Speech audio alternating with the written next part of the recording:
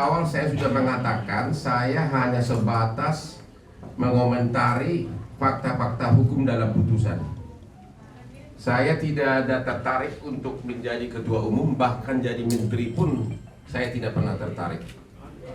Ya, saya sudah sukses dalam berbagi hidupku, terima kasih kepada Tuhan. Kalau ada menempuh upaya hukum ke saya, tentu akan saya bela diri dan melawan. Itu aja jawabannya. Ya. Jadi begini ya, sebagai salah satu pendiri Peradi.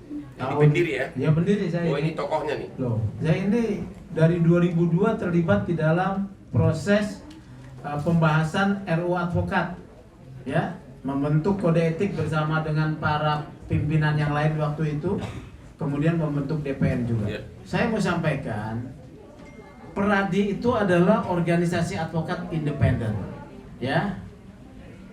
Kemudian yang kedua, perbedaan pendapat memaknai putusan, ya, jangan dinilai sebagai sesuatu apabila berbeda menjadi musuh, ya.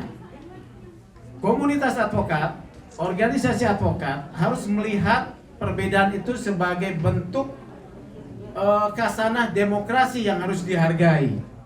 Narasi yang berbeda harus dilawan dengan narasi.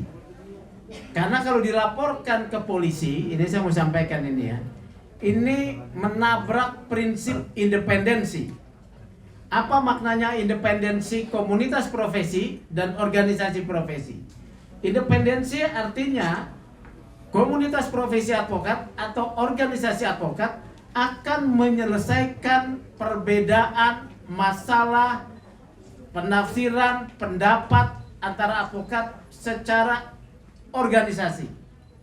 Dengan mengundang misalnya lapor ke polisi, itu artinya kita mengundang intervensi adanya kekuatan atau lembaga lain masuk ke dalam organisasi. Ini yang tidak sehat. Ini adalah salah satu jiwa di dalam kode etik, ya. Keberatan-keberatan terhadap seorang advokat tidak boleh dipublikasikan atau dilakukan dengan cara lain kecuali dilaporkan kepada Dewan Kehormatan. Karena saya pembentuk kode etik, saya paham nih. Kedua, ini tentu akan merepotkan polisi, ya, menjadi beban polisi. Karena ini soal internal, memaknai putusan. Boleh saja berbeda pendapat. Jadi jangan lapor gitu loh, main saling lapor. Artinya kita tidak cukup sebagai komunitas intelektual apabila melakukan tindakan pelaporan, tidak memiliki kecukupan melihat ini sebagai bentuk perbedaan pendapat dalam negara demokrasi. Tidak sehat. Saya sarankan begitu. Nanti juga saya bisa dilaporin juga nih. Tapi saya sarankan tidak. Karena saya pertanggungjawabkan semua penjelasan saya ini dalam kapasitas saya sebagai pendiri Peradi awal. Ya, terima kasih. Ada satu lagi pertanyaan, Pak. Tadi Bapak sudah menjelaskan pengertian batal atau tidak berkekuatan hukum, semua akibat hukum. Ini bagaimana dengan begitu banyak harta kekayaan Peradi? Apakah ada kaitannya dengan putusan ini? Misalnya rekening bank, uang pendaftaran, ujian kursus untuk PKPA. Ada nggak kaitannya? Anggaplah saya orang bodoh nggak ngerti, Pak. Kalau soal urusan internal duit ya, artinya masih berwenang nggak? Itu pertanyaannya. Ya, tentu tidak berwenang mengelola ya. Kita pada saat putusan tersebut bahkan merujuk kepada SK 104 tersebut.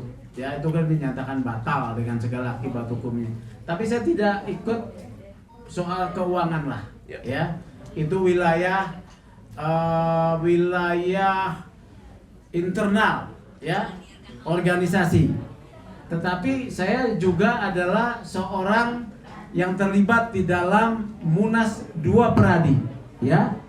Munas 2 Peradi yang saya tahu ketika diadakan di Makassar, yang saya hadir, itu tidak ada laporan pertanggungjawaban keuangannya. Nggak tahu ya Munas di Labersa, saya tidak hadir di sana, ya. Ya, saya tidak tahu. Jadi tidak pernah dengar juga saya sebagai pengurus 10 tahun ya otomatis saya hanya mengurus soal di Dewan Kehormatan dugaan pelanggaran kode etik dan memeriksa. Termasuk saya pernah nyaris memeriksa pengaduannya OC Kaligis. Lawan ya. Hotman. Lawan Hotman, lawan saudara Otto, juga lawan siapa yang perempuan? Elsa Sarif, ya. Tapi damai ternyata ya. Oke.